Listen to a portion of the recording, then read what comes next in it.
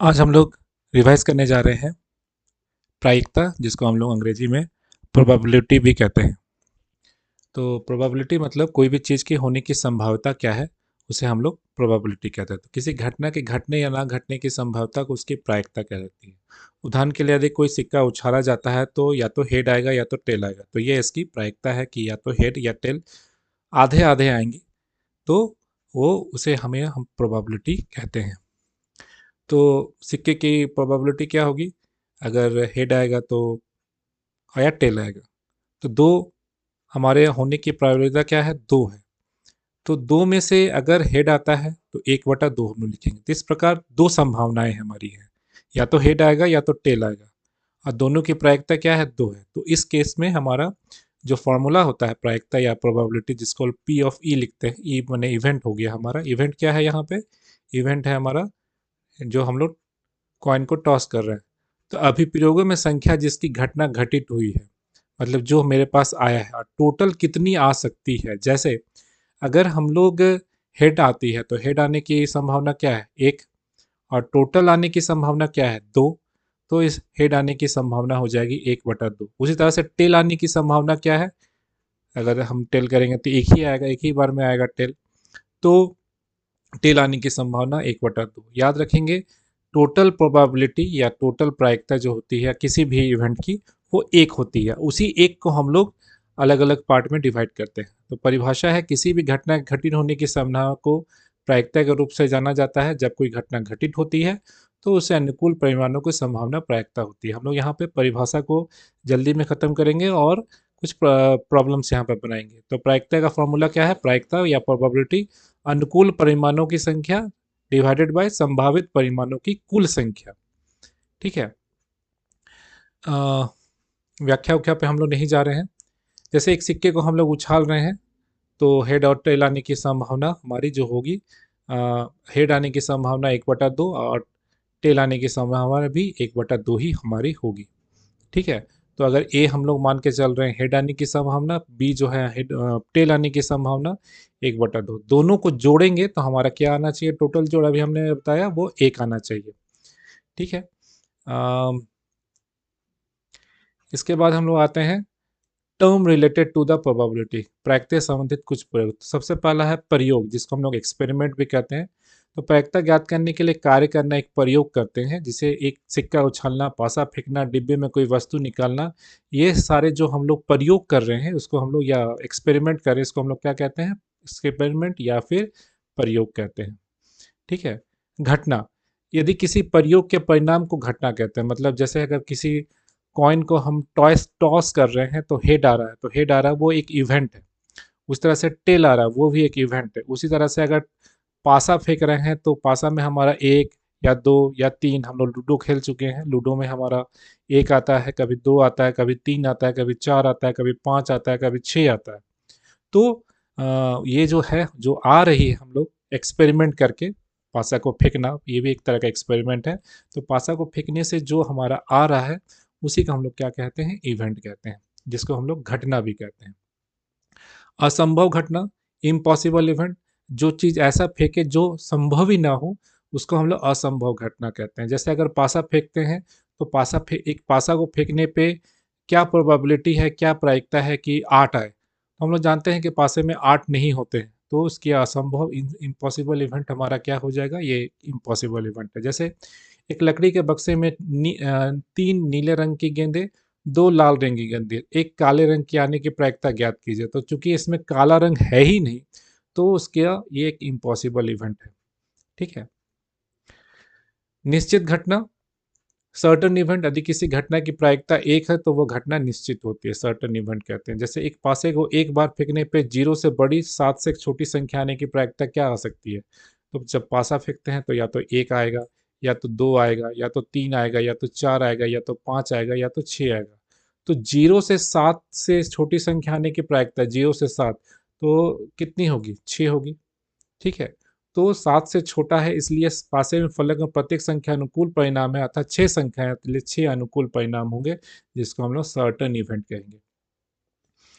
उसी तरह से सैद्धांतिक प्रायिकता में हमारा जो फॉर्मूला है PE is equal to Anupal में अनुकूल परिमाणों की संख्या, जो अभी हम लोगों ने ऊपर में देखा, और प्रयोग में उपयुक्त संभव परिणामों की कुल संख्या को हम लोग कहते हैं।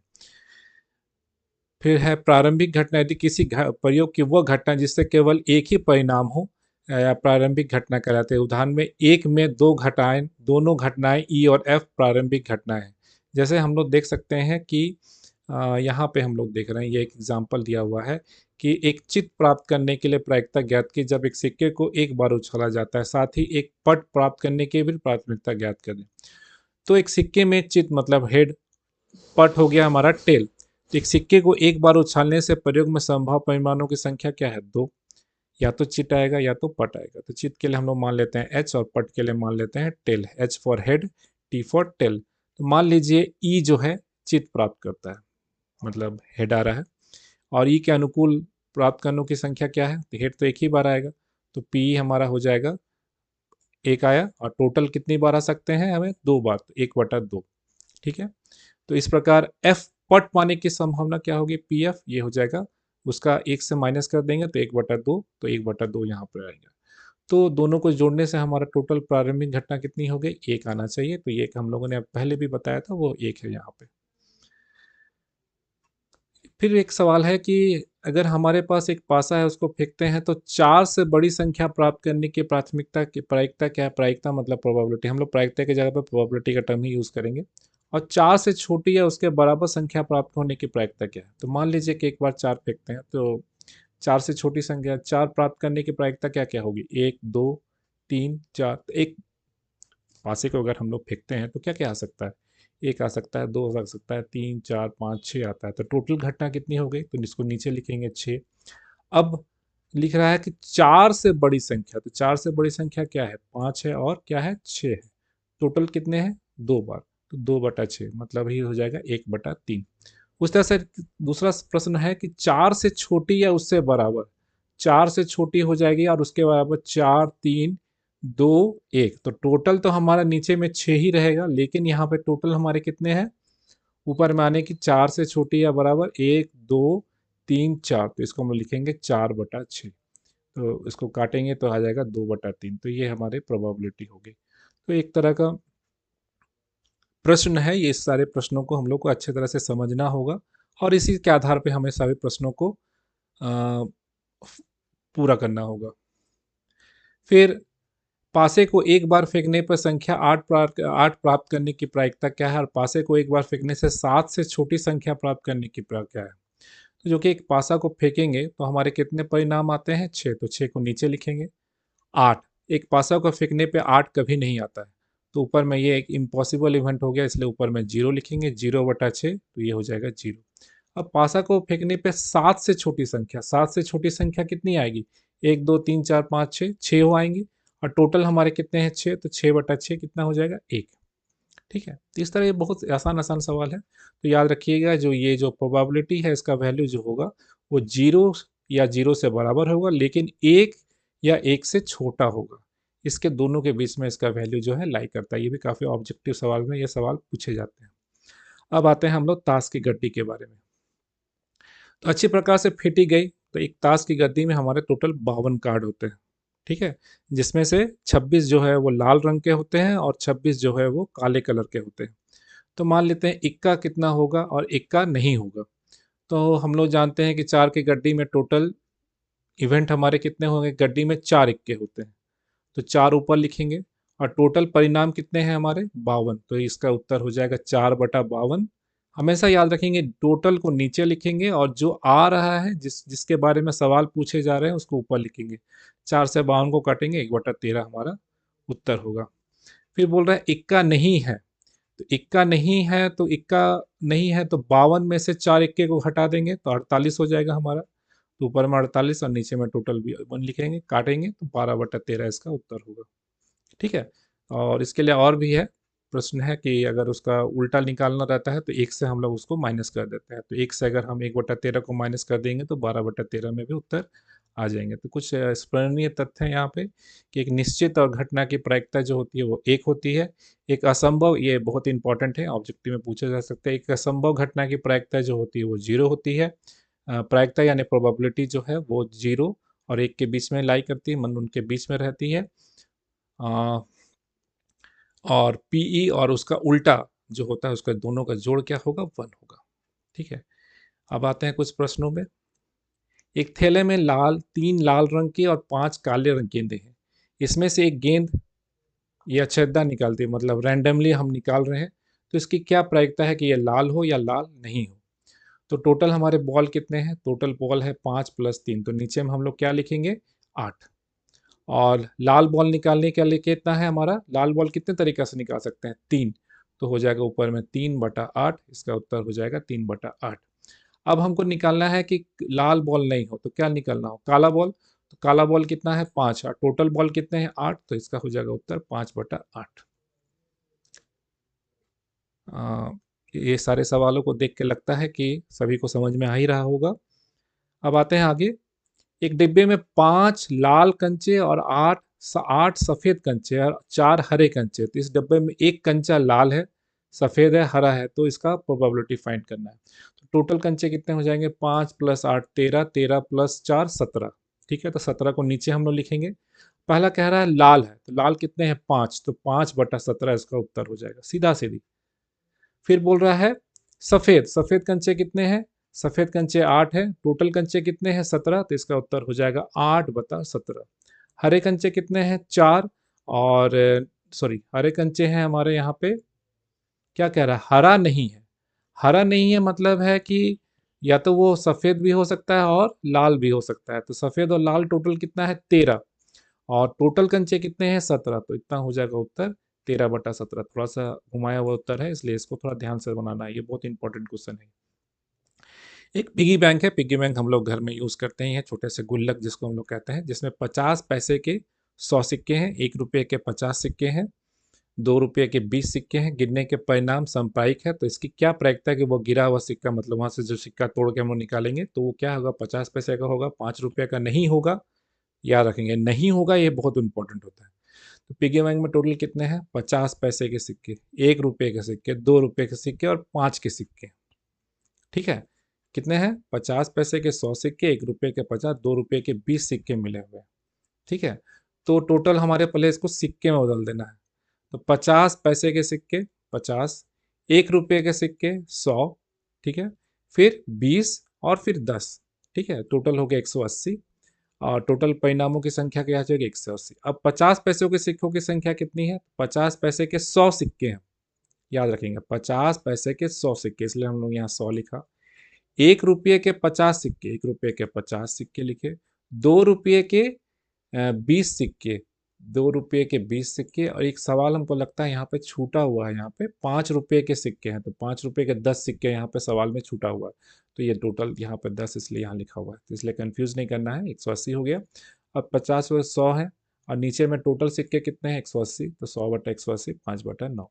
अब बोल रहा है 5 रुपये का नहीं होगा, तो 5 रुपये का नहीं होगा इसका मतलब 50 रुपये का सिक्का होगा, 1 रुपये का सिक्का होगा और 2 रुपये का सिक्का होगा। तो ये टोटल सिक्के कितने हैं, 100 50 20, मतलब 170। तो इसका उत्तर हो जाएगा 170 बटा टोटल कितना है, 180, 170/80, 0 0 कट जाएगा, 17/18 इसका उत्तर होगा। अब आते हैं 4 नंबर पे। गोपी अपने जल जीवन कुंड एक्वेरियम में एक दुकान में मछली खरीदती है। दुकानदार एक टंकी जिसमें 5 नर मछली है, 8 मादा मछली है, और उसमें से मछली अक्षमता को उसे देने के लिए निकालती है। तो इसकी प्रायिकता क्या है, निकाली गई मछली नर मछली मतलब मेल है। तो पहले तो हम लोग को मछलियों की संख्या निकालनी है। थोड़ा प्रश्न को थोड़ा ध्यान से सबको देखेंगे।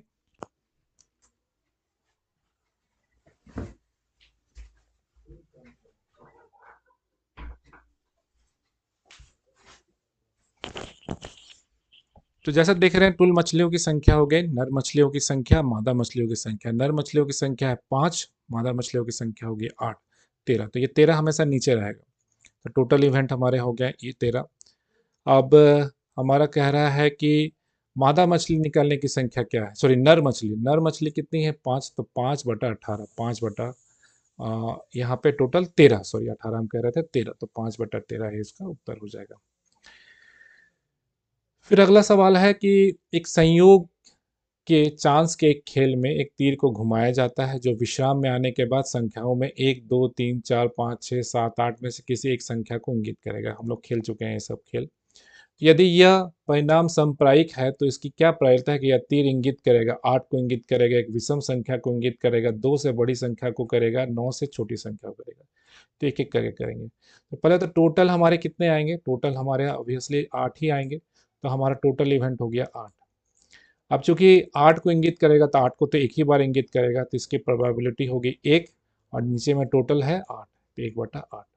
अब क्या कह रहा है कि एक विषम संख्या, तो इसमें हमारे 1 से लेकर 8 में विषम संख्या कितनी है? 1 2 3 4, 4 विषम संख्या है। टोटल इवेंट हमारे कितने हैं? 8। तो इसका उत्तर हो जाएगा 4/8। उत्तर हो जाएगा 1/2। दूसरा सवाल, तीसरा सवाल है 2 से बड़ी संख्या करेगा। 2 से बड़ी संख्या क्या है? 3 4 5 6 7 8। कितने हो गए? 1 2 3 4, 1 2 3 4 5 6, 6 बटा, और टोटल संख्या कितनी है हमारी? 8 है, तो 6/8, 3/4 इसका उत्तर होगा।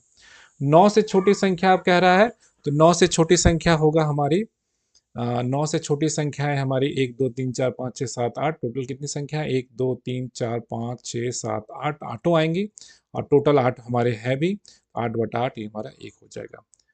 छठा सवाल है कि एक पासे को एक बार फेंका जाता है, निम्नलिखित को प्राप्त करने के लिए प्रायिकता ज्ञात कीजिए। एक अभाज्य संख्या, 2 से 6 के बीच की स्थित कोई संख्या, एक विषम संख्या। तो एक पासे को फेंकते हैं तो 6 ही हमारे आएंगे, 1 2 3 4 5 6। तो हमारा टोटल इवेंट तो हमारा 6 ही हो जाएगा। नीचे में हम लोग 6 ही लिखेंगे, संभव परिणाम तो हमारे 6 ही होंगे। अब कह रहा है अभाज्य संख्या, तो 1 से लेकर 6 के बीच में अभाज्य संख्याएं कौन कौन सी है? 2 3 और 5। कितने हैं? 3। तो यह लिखेंगे हम लोग 3/6, 1/2। उस तरह से 2 से 6 के बीच की कोई संख्या, 2 से 6 के बीच की संख्या कौन कौन सी होंगी? 3 4 और 5। कितनी है? 1 2 और 3। 3/6, 1/2 अंतर होगा। फिर कह रहा है विषम संख्या कितनी होगी? सवाल है ना, विषम संख्या। सो 1 से लेकर 6 के बीच में विषम संख्या कौन कौन सी है? 1 3 और 5। तो हमारी टोटल इवेंट हमारे कितने होंगे? 3। इसको गिनना है, हमको याद रखना है ना।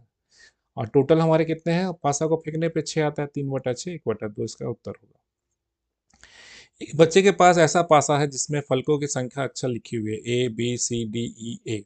तो एक पासे को एक बार फेंका जाता है तो इसकी क्या प्रायिकता है कि ए प्राप्त हो, डी प्राप्त हो? तो टोटल हमारे कितने हैं? 1 2 3 4 5 6, 6 फलक हैं। तो टोटल तो हमारे 6 हो गए। अब ए प्राप्त होते, ए प्राप्त होने की प्रायिकता क्या है? 2 बारी ए आएगी हमारी, इसलिए हम लोग के हमारी इवेंट हो जाएगी 2। तो जिसका उत्तर हो जाएगा 2/6, 1/3 हमारा इसका उत्तर होगा। फिर कह रहा है कि डी प्राप्त हो, डी तो एक ही बार आएगा, और टोटल हमारे कितने हैं फलक? 6। तो 1/6 इसका उत्तर होगा। देखिए काफ़ी आसान है, सिर्फ प्रश्नों को ढंग से पढ़ना है, ठीक है। और कुछ कॉमन सेंस, गणित के कुछ कॉमन सेंस के बारे में जानना है, जैसे अभाज्य संख्या क्या है, विषम संख्या क्या है, सब के बारे में जानकारी प्राप्त करनी है। फिर सातवां सवाल है कि मान लीजिए आप एक पासे की आकृति दी हुई है, पासे की आकृति दी है, आयताकार क्षेत्र में गिराते हैं, और इसकी क्या प्रायिकता है? पासा 1 मीटर व्यास वाले वृत्त के अंदर गिरेगा, इसके अंदर गिरेगा, ठीक है। ये हमारा प्रश्न है। तो सबसे पहले आयत का, ये थोड़ा अलग सवाल है, तो आयत का क्षेत्रफल निकालेंगे। आयत का क्षेत्रफल होता है लंबाई गुना चौड़ाई, तो लंबाई हमारा 3 है, चौड़ाई हमारा 2 है, 3 गुना 6 मीटर। वृत्त का क्षेत्रफल होता है पाई आर स्क्वायर, ठीक है। तो पाई होगा आर, आर कैसे निकालेंगे? तो आर हो जाएगा हमारा, ये यहाँ से लेकर यहाँ तक जो हमारा डायमीटर है दिया हुआ है यहाँ पे, 1 मीटर व्यास है, व्यास का आधा होता है डायमीटर, यानी त्रिज्या। तो 1/2 का स्क्वायर, ठीक है, अर्धव्यास हो जाएगा 1/2, तो इसका आंसर हो जाएगा पाई/4। अब वृत्त हम लोग जानते हैं कि वृत्त के अंदर गिरेगा तो वृत्त का होना चाहिए, तो वृत्त का क्षेत्रफल डिवाइडेड बाय क्या होना चाहिए? आयत का क्षेत्रफल। वृत्त का क्षेत्रफल है पाई/4, और नीचे में आयत का क्षेत्रफल है 6। तो इसका उत्तर हो जाएगा, इसको सॉल्व करेंगे तो पाई/6 गुना 24, ये पाई होगा, पाई/24। तो ये बहुत ही इंपॉर्टेंट सवाल है, इसको याद रखेंगे। फिर है बॉल पेनों के एक समूह में 20 बॉल पेन खराब है और शेष अच्छे हैं, ठीक है। 144 बॉल पेनों के समूह में 20 खराब हैं और शेष अच्छे हैं। आप वही पेन खरीदना चाहेंगे जो अच्छा हो, परंतु खराब पेन आप खरीदना नहीं चाहेंगे। दुकानदार इन पेनों में से एक पेन निकाल कर आपको देता है कि इसकी क्या प्रायोरिटी है कि वो पेन आप खरीदेंगे, पेन नहीं खरीदेंगे। तो नहीं खरीदेंगे मतलब खराब पेन निकल रहा है। और वो पेन खरीदेंगे इसका मतलब नहीं खरीदेंगे मतलब तो वही चीज़ है। तो टोटल बॉल पेन हमारे कितने 144, एक पेन निकालेंगे तो टोटल हमारे 144 ही हैं, इसको याद रखेंगे। चूँकि खराब पेन की संख्या क्या है 20, तो अच्छे पेनों की संख्या क्या हो जाएगी 144 में से 20 को माइनस करने 124। अब बोल रहा है कि आप वो पेन खरीदेंगे तो अच्छा पेन को खरीदेंगे, तो अच्छा पेन क्या है 124, और टोटल पेन कितने हैं 144, तो 124 बटा 144 31/36 उत्तर होगा। अब कह रहा है कि आप उस पेन को नहीं खरीदेंगे, तो इस केस में आप दोनों उत्तर से कर सकते हैं, या तो आप 20/144 कर दें या फिर एक से इस उत्तर को माइनस कर दें, 1 - p जिसको हम लोग बोलते हैं उल्टा, तो 1 - 30 31/36, तो इसका उत्तर हो जाएगा 5/36। फिर एक उदाहरण है, इस सारणी को पूरा करना है। घटना दोनों पासों की संख्या का जोड़ दिया हुआ 2 3 4 5 6 7 8 9 10 11 12। यहाँ पे प्रायिकता है 2 की 136, इसकी 5/36, 1/36, तो बाकी का फाइंड करना है।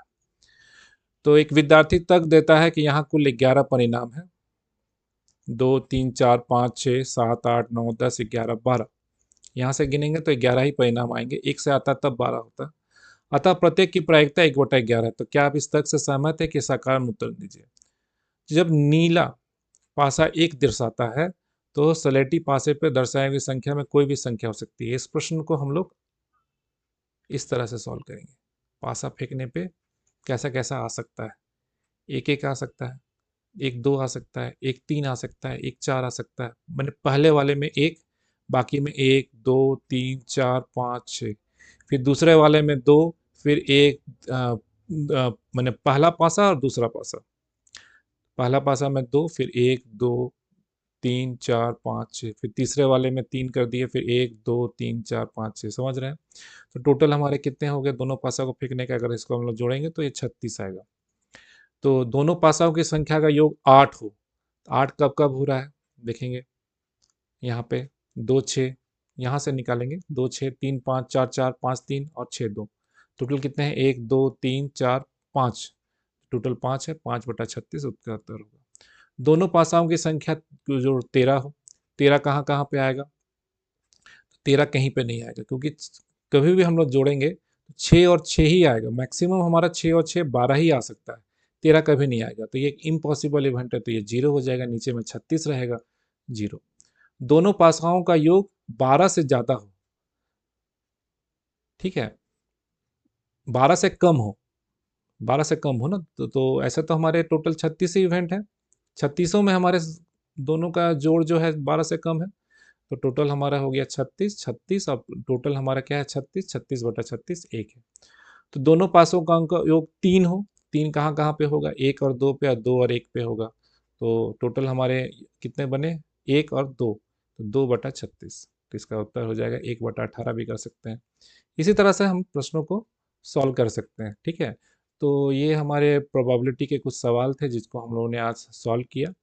कल हम लोग और इससे संबंधित कुछ और इम्पोर्टेंट सवालों को, इसी में जो बड़े बचे हुए हैं इन सवालों को हम लोग सॉल्व करेंगे, ठीक है, ताकि ये चैप्टर आपका रिवाइज हो जाए काफ़ी अच्छी तरह से। इससे एक सवाल तो ज़रूरी ही आते हैं, तो कुछ हार्ड सवालों को कल हम लोग बना के सॉल्व करके देखेंगे कि कैसे इसको हम लोग सॉल्व कर सकते हैं। तो इसको रिवाइज कर लें और इससे एक सवाल ज़रूर बना के आए।